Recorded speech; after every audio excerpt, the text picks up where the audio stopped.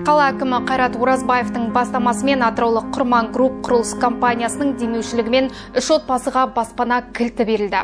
Тұрғындарды шаһар басшысы құттықтады. Сырымдатов көшесінен 2 бөлмелі пәтерді сыйға алған екінші топ мүгедегі Асқар Қарақұловтың отбасы қуанышын жасыра алмай көзіне жас алды.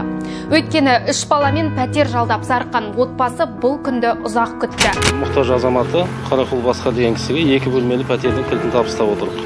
Бұл пәтерді алып беруге Құрман құрылыс мекемесінің басшысы Алим Құрманғазы Тұрсынбекұлының қолдауымен болып отыр.